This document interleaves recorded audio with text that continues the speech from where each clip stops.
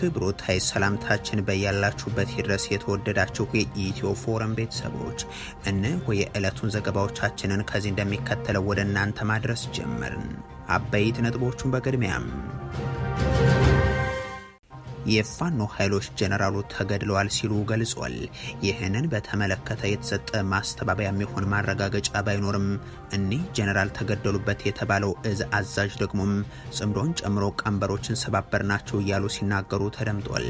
የብልጽግናው ሹም በበኩላቸው ወሎ ላይ የሚተኮስብን አሰብ እንዳንገባ ነው የሚል ማብራሪያን አቅርበዋል።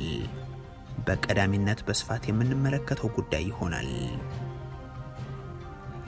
የብልጽግና ባለስልጣናትና የእንግሊዙ ስፖርት ክለብ አርሰናል ሻምፒዮንነት ጉዳይ ያነጋገረ ነው።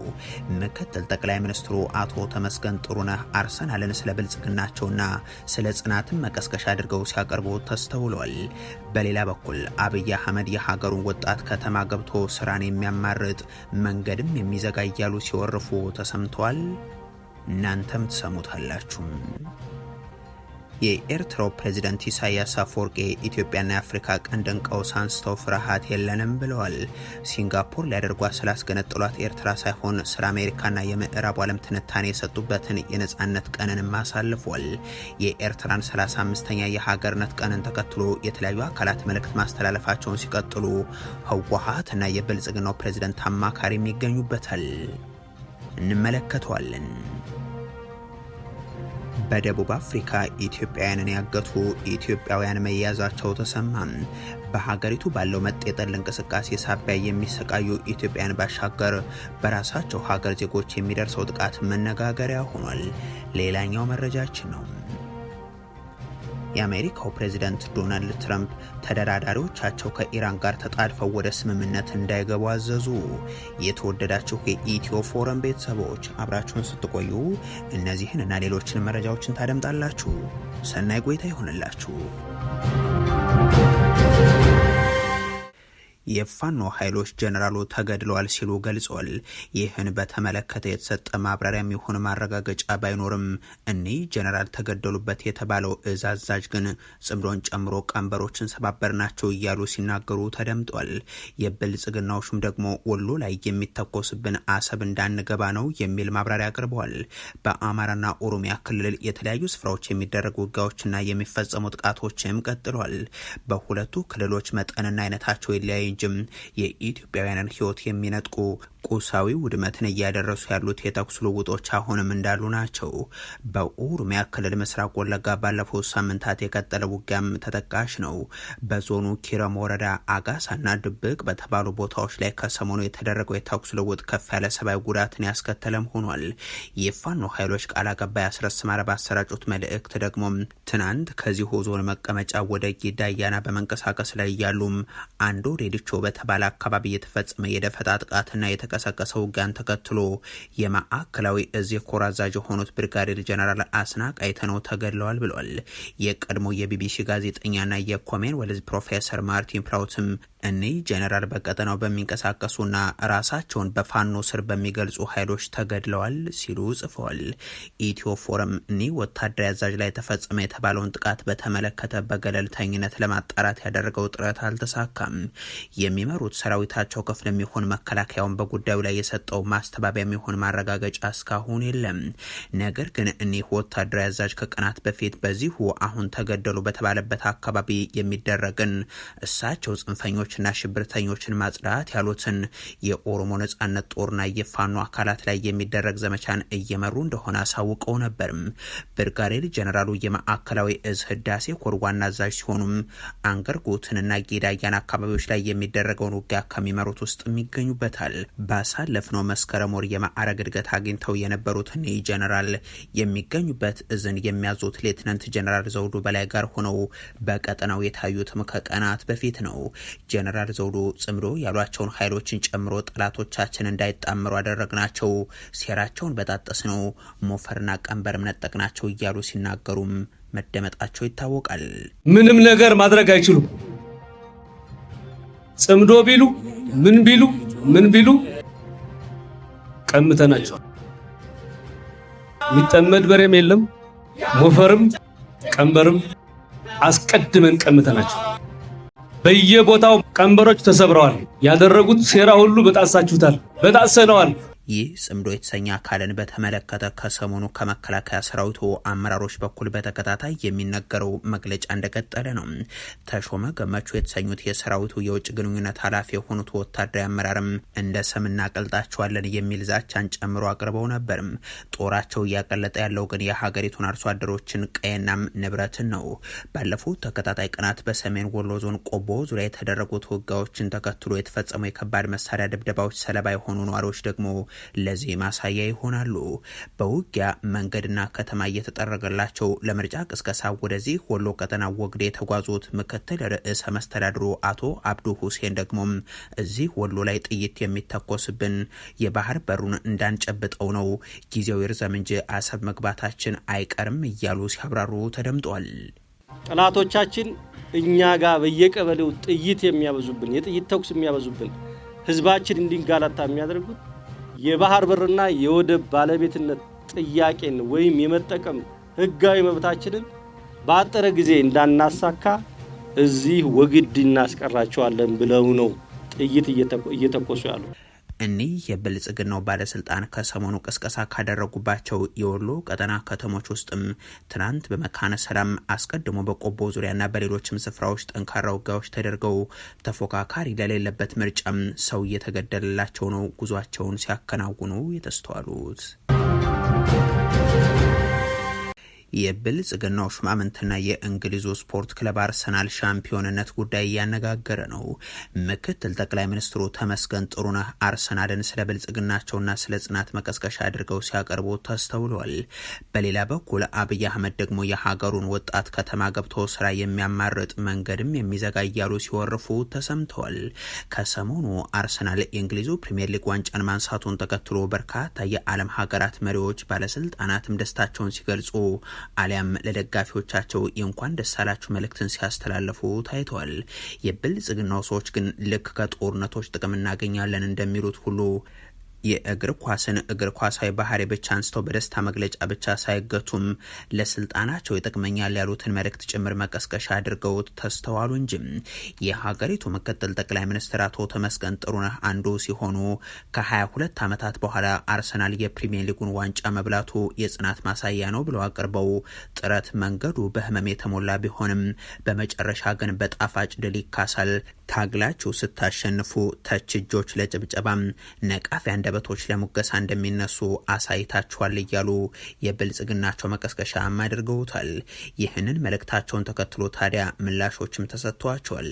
እያሉን ያሉት የኑሮ ውድነቱን ለማስቆም 22 ዓመታት በጽናት ጠብቁን ነውንም፣ የዜጎችን መራብና መራቆት ለማስቆም 22 ዓመት ታገሱ እያሉስ ነውንም፣ የሀገሪቱ ባለስልጣናት 98 ቢሊዮን ብር እንዳይበሉ ለማድረግ 22 ዓመታት መጠበቅ አለባችሁ ማለት ነው ወይ የሚለው ደግሞ በቀዳሚነት የቀረበላቸው ጥያቄ ነው። በኢትዮጵያውያን መካከል ከሚደረገው የተኩስ ልውውጥ በላይ የአርሰናል ተጫዋቾች የኳስ ቅብብል ይወራላቸው ዘንድ የሚሹት እንደ ተመስገን ጥሩነህ ያሉት የብልጽግናው ሹማምንት ምላሽም አዎ የእኛን ስልጣን እስካልነካችሁ ድረስ ብትዋጉም ብትራቡም ጠብቁን፣ እንኳን 22 ዓመት 26 ዓመት መታገስ አለባችሁ እንደሚሉ ግን የሚገመት ይሆናል። ይህንን ደግሞ ራሳቸው ጠቅላይ ሚኒስትሩም ከዚህ በፊት ከ26 ዓመታት በኋላ ነው ስኬት ሲሉ ተሰምተው ነበርና ገነባው ለትውልድ ከሆነ ያ የገነባን ለትውልድ ሲነሳ ሲሚላር ቋንቋ እንሰማለን። የዛሬ 26 ዓመት አዲስ አበባ ላይ ቢዞር በእርግጠኝነት የሚኖረው ትውልድ በሙሉ ሀገሩን የሚወድ የሚጠብቅ ይሆናል። እኛ ቀድመን ነው የምንፈልገው። ቀድመን ከፈለግን አንችልም። ቀድመን ያንን አይነት ስፕሪት በሀገራችን በከተማችን ማየት ከፈለግን አይሆንም። አሁን መልፋት ነው። በኋላ ትውልድ ሲነሳ ደግሞ ልክ እንደ ሌሎቹ ሀገራት የራሱን ሀገር የሚወድና የሚያደንቅ ነው። የብልጽግናው ሰዎች በአንድ በኩል በአዲስ አበባ የአርሰናል ሻምፒዮንነትን ደስታ ለመግለጽ የወጣውንና በሌሎችም ከተማዎች ላይ ደስታውን የገለጸውን ወጣት እንኳን ደስ አለህ እያሉ፣ በሌላ በኩል ደግሞ እንደ ጅማ ባሉ ከተሞች የወጣን ወጣት ተኩስ እየከፈቱ በታዩባቸው ባለፉት ቀናት ህዝቡን በተለይም ወጣቱን እየተፈራረቁ ሲሰድቡትም ተሰምተዋል። ያልነቃ ዓለም ሲያደንቀን እርሱ ግን የማያደንቅ እንደ ቁራ የሚጮህና የሚያለቅስ ወዘተ እያሉ ከትናንት በስቲያ ደግሞ ጠቅላይ ሚኒስትር አብይ አህመድ ወጣቱ ከተማ ገብቶ የማይጠቅም ነገር ላይ የሚውል ስራ ሞልቶ ነገር ግን ስራ የሚያማርጥ ጭራሽ ያስተማረው ገበሬው ላይ መንገድ የሚዘጋና የሚረብሽ እያሉ ሲወርፉት ነው የተደመጡት። ቆናን ቡላን ረኮ ባየ ኬስ በርሲፈቴ ሆጂሳ ወርደፍቴ ቡዋ ቡሱ ዲስቴ መጋለ ኬሰት ወሊገል ከንጀቱ ሜቀ ማሊፍ አከስተ ኢጆሌን ከኛ ከጨበኒፍ አከ ከራ ከኝ ቀበቹ ደደበኒፍ ጌን አቦቲ ማይኒ ጌን ጃርሶሊ ማይኒ ከንጀሩ ቆሮቹ ወርባድ ከቀናት በፊት እኒህ የብልጽግናው ፕሬዝዳንት በሀገራችን ስራ ተትረፍርፎ የሚሰራ ሰው ግን ጠፋም፣ በዚህም የተነሳ የቤት ሰራተኛ እንኳጣን በሚል መናገራቸውም የሚዘነጋ አይሆንም። ሰራተኛ የለም። ወንጪ አካባቢ ሰዎች ተጨማሪ ክፍያ ተከፍሎ ከአዲስ አበባ የተወሰዱት። ጅማ ስራ አለን፣ ሰራተኛ የለም። ስኳር ምንሰራባቸው ቦታዎች ሰራተኛ የለም። በየቦታው ሰራተኛ ችግር ነው ይባላል። ኢትዮጵያ ውስጥ ደግሞ ስራ የለም ይባላል። አልገባኝም የት ጋር እንደሆነ ችግሩ። ቤት ሰራተኛ ማግኘት መከራ ሆኗል። ታውቃላችሁ፣ ቤት ሰራተኛ የለም። ሾፌር ችግር ነው። የቀን ሰራተኛ የለም። የኤርትራው ፕሬዝዳንት ኢሳያስ አፈወርቂ ኢትዮጵያና የአፍሪካ ቀንድን ቀውስ አንስተው ፍርሃት የለንም ብለዋል። ሲንጋፖር ሊያደርጓት ስላስገነጠሏት ኤርትራ ሳይሆን ስለ አሜሪካና የምዕራቡ ዓለም ትንታኔ የሰጡበትን የነጻነት ቀንንም አሳልፈዋል። የኤርትራ 35ኛ የሀገርነት ቀንን ተከትሎ የተለያዩ አካላት መልእክት ማስተላለፋቸውን ሲቀጥሉ ህወሓትና የብልጽግናው ፕሬዝዳንት አማካሪ የሚገኙበታል። በመላው ዓለም የሚገኙ ኤርትራውያን በኩል በድምቀት እየተከበረ ያለው የኤርትራ የ35ኛ ዓመት የነጻነት ክብረ በዓል አስመራ ላይ በኢሳያስ አፈወርቂ ዓለም አቀፋዊ የፖለቲካ ትንታኔ ነው ትናንት የተስተናገደው። ዶናልድ ትራምፕን የሚያሳስቷቸው ሰዎች እንዳሉ እያነሱ ያቀረቡት ፕሬዝዳንት ኢሳያስ አፈወርቂ 20 ደቂቃ አካባቢ የሚረዝመው ንግግራቸው በአመዛኙ ስለ አሜሪካና የምዕራቡ ዓለም ተጽዕኖ የተብራራበትም ሆኗል። ኩባ፣ ቬንዙዌላ፣ ኢራንና የመሳሰሉት ሀገራት እየተጠሩ ዶናልድ ትራምፕን በገዛ ሀገራቸው ወስደው ያሰሯቸው እንደ ኒኮላስ ማዱሮ ያሉ ሰዎች እየተጠቀሱ የሀገሪቱ ፖሊሲም ተተችቷል በኢሳያስ አፈወርቂ በኩል። በእርግጥ በቬንዙዌላው መሪ ኒኮላስ ማዱሮ ላይ የተደረገው ሀብትን ለመመዝበር ወይንስ የደህንነት ስጋት ተፈጥሮ እያሉም ዋሽንግተን የኢራን የኒውክሌር መርሃ ግብር ስጋት ነው በማለት የወሰደችውን አቋምንም በዓለም ላይ በርካታ የኒውክሌር መሳሪያ የታጠቁ ሀገራት እያሉ ስለምን ኢራን ላይ ብቻ ይህን ያክል ማዕቀብና ጫና መጣ በማለት እየጠየቁ ሲናገሩ ሙለዋል። እንዲያም ሆኖ እንደ ወትሮ ንግግሮቻቸው ሩሲያና ቻይና የዓለምን ሚዛን አስጠብቁልን ወዘተ የሚል ጥሪን ከማቅረብ ይልቅ ዶናልድ ትራምፕ ውሳኔዎቻቸው ላይ ተጽዕኖ የሚያሳድሩባቸው ግለሰቦችና የተለያዩ አካላትን አንስተው የለዘበ አቋምን አሜሪካ ላይ አሳይተዋል። ኢትዮጵያና የአፍሪካ ቀንድን በተመለከተው የንግግር ክፍላቸው ደግሞ ለተፈጠረውና ላለው ቀውስ ምክንያት ያሉትን አንስተው ታዳሚዎችን ፍርሃትና ስጋት የሌለባችሁ ናቸው ሲሉ ተደምጧል። ኢትዮጵያን፣ ሱዳንን፣ ደቡብ ሱዳንን ዘሎ ኩነታት አዝዩ አሰካፊ እዩ። ዝያዳ አቅልቦን ስራሕን ከም ዝሓትት ከዓ ጎሊሑ ኣሎ። በኢትዮጵያ፣ ሱዳን፣ ደቡብ ሱዳን፣ ሶማሊያ ያሉ ሁኔታዎች እጅግ አሳሳቢ ናቸው። ይበልጥ ትኩረትና ስራን እንደሚጠይቅም ግልጽ ነው። የችግሮቹ ምንጭ ምንድናቸው የሚለው ምርምር የሚጠይቅ ቢሆንም በጥቅሉ ግን ቀጠናው ለሌሎች የውጭ አካላት በመሸነፍ መጫወቻ መሆኑ ትልቁ ችግር ነው። እውነተኛ ሀገር ከመገንባት ይልቅ በተለያዩ መጠሪያዎች ማለትም በብሔር፣ በጎሳ፣ በሃይማኖት ወዘተ ማህበረሰቡን መከፋፈል ነው ያለው። ልክ እንደ ፊውዳል ስርዓቱም የግጭትና የሚሊሻዎች ስርዓት ነው የተፈጠረው። ሙስናውም ትልቅ ነው። ከዚህ ሁሉ የከፋው መንገድ ደግሞም ለውጭ ጣልቃ ገብነት፣ ለታዛዥነት፣ ለሎሌነትና ለጥቅማ ጥቅም ቅድሚያ የሚሰጥ ቀጠና ውስጥ መሆናችን ነው። በእኛ በኩል ህዝባችንና የመከላከያ አቅማችን ጋሻ ስለሆኑን መሰናክሎች ቢኖርም ምንም አይነት ስጋት የለብንም፣ አንሰጋም። ምስሳይ ራብዓይ በየዓመቱ መጠነኛ ማሻሻያ እያደረጉ ተመሳሳይ ንግግርን የሚያቀርቡት ኢሳያስ አፈወርቂም በአንድ ወቅት ከአዲስ የለውጥ አራማጅ አፍሪካ መሪዎች መካከል ተቆጥረው የተወደሱ ነበሩ የሚለው ቢቢሲም ስልጣንን ከተቆናጠጡ 35 ዓመታት ቢቆጠሩም የኤርትራውያን ተስፋና ህልም ግን መና ሆኖ ቀርቷል ይላል። እንደ አንድ ሰሞን የጥፋት አጋራቸው ብልጽግና እንኳን ለይስሙላም ቢሆን ምርጫ፣ ህገ መንግስት፣ ፓርላማ የሚባል ነገር የሌለው መገለጫው ወታደራዊ ግዳጅና የወጣቶች ስደት የሆነ ሀገርንም ነው የፈጠሩት። በተመሳሳይ መንገድ ላይ ያለው የብልጽግናው አገዛዝን የሚያማክሩት አቶ ጌታቸው ረዳም የኒቼን አባባል ተውሰው ነጻነት ከምንድን ነው ያወጣው የሚለውና ለምን ዓላማ ነጻ ሆንክ የሚለው መካከል ሰፊ ልዩነት አለ ይላሉ። ነጻነትህ ነጻ ለመሆን ያደረግከውን ትግል የማያሳካ ከሆነም የፈጠርከው ነጻነት ባርነት ሊሆን ይችላልም ብለው አሁን ኤርትራውያን በባርነት ውስጥ ያሉ አድርገው አቅርበዋል። የኤርትራ ህዝብ ገዳዮቹን ቀይሮ ተጋድሎን በባርነት ያስቀጠል አድርገው እንኳን ደስ አላችሁ የሚል ሽሙጥም አስተላልፈዋል። የሻዕቢያው አገዛዝ ግን ከለንደንም ከዋሽንግተንም ከሮምም ከሞስኮም እንኳን አደረሰ እየተባለ ነው። ተመሳሳይ እንኳን አደረሳችሁ መልእክት ካስተላለፉ አካላት መካከል ህወሓት የሚገኝበት ሲሆን ለኤርትራ ህዝብ የተላለፈ መልእክት በሚልም መግለጫውን አስፍሯል። የትግራይ ህዝብና መሪ ድርጅቱ ህወሓት ለህዝቦች የራስን ዕድል በራስ የመወሰን መብት ካላቸው የማይነቃነቅ መርሆ በመነሳት የኤርትራ ህዝብ ለ30 ዓመታት የራሱን ዕድል በራሱ ለመወሰን ላደረገው ትግል የነበራቸውን ድጋፍ ሲገልጹ ቆይተዋል ያለው ድርጅቱ አሁንም የምናረጋግጠው ይሄው ነው ብሏል። የትግራይ ህዝብና የኤርትራ ህዝብ ለረጅም ዓመታት ባደረጉት ፍትሃዊ ትግል እንደ ህዝብ በክፉም ሆነ በደግ ለጋራ ድል እርስ በርስ እየተደጋገፉ ወንድማማችነታቸውን ያረጋገጡ ናቸው የሚለው ህወሓት አሁንም ቢሆን ከኤርትራ ህዝብም ሆነ ከሌሎች ህዝቦች ጋር በመልካም ጉርብትናና በወዳጅነት ላይ የተመሰረተ ሰላማዊ ግንኙነትና የጋራ ልማት እንዲጠናከር ምኞታችን ነውም ብሏል። በደቡብ አፍሪካ ኢትዮጵያውያንን ያገቱ ሌሎች ኢትዮጵያውያን መያዛቸው ተሰማ። በሀገሪቱ ባለው መጤጠል እንቅስቃሴ ሳቢያ የሚሰቃዩ ኢትዮጵያውያን ባሻገር በራሳቸው ሀገር ዜጎች የሚደርሰው ጥቃት መነጋገሪያ ሆኗል። በቅርቡ የወጣ አንድ ሪፖርት ኢትዮጵያን የቢዝነስ ሰዎችን ለስደተኛ ጠል ሰዎች እያጋለጡ እየሰጡ የሚያስጠቁ ኢትዮጵያውያን መኖራቸውን አመልክቶ ነበርም። የሆኖ ሆኖ በደቡብ አፍሪካም ሊምፖፖ ግዛት በቬምቤ ዲስትሪክት 5 ኢትዮጵያውያንን በአንድ ክፍል ውስጥ አግተው ሲያሰቃዩ የነበሩ 2 ኢትዮጵያውያን በቁጥጥር ስር ስለመዋላቸው የአካባቢው ፖሊስ አሳውቋል። አንድ ጃያኔ የተሰኘ አካባቢ የሚኖር ኢትዮጵያዊ ወንድሙ መታገቱንና አጋቾቹን በስልክ እየደወሉ ማስለቀቂያ እየጠየቁ መሆኑን ከዚህ በፊት ለፖሊስ አመልክቶ ነበር። ይህንን ተከትሎ የአካባቢው የተደራጁ ወንጀሎች መከላከል ቡድን ባደረገው ክትትል ባሳለፍነው ግንቦት 8 በአንድ የችርቻሮ መደብር ውስጥ ድንገተኛ ፍተሻን አድርጓል። ፖሊስ በደረሰበት ወቅትም እድሜያቸው ከ18 እስከ 24 የሚሆኑ 5 ኢትዮጵያን ወጣቶች በአንድ ክፍል ውስጥ ተቆልፎባቸው ተገኝተዋል። ታጋቾቹ ለ12 ቀናት ታስረው እንደቆዩም ልብሳቸው እንደተገፈፈም በቂ ምግብ እንደማያገኙና በአስከፊ ሁኔታ ሲደበደቡ እንደነበርም ለፖሊስ ተናግረዋል። 2 የኢትዮጵያን ግለሰቦችም እነዚህን ኢትዮጵያውያንን በማገት በወንጀል ተጠርጥረው በቁጥጥር ስር ውለዋል ተብሏል። ተጠርጣሪዎቹ ፍርድ ቤት ቀርበው በሰው ማገት፣ በህገወጥ ሲጋራ ዝውውርና በገንዘብ ማጠብ መኒ ላውንደሪ ወንጀል ክስ የቀረበባቸው ሲሆን በስር ላይ ሆነው የፍርድ ሂደታቸውን እየተከታተሉ ይገኛሉ ተብሏል።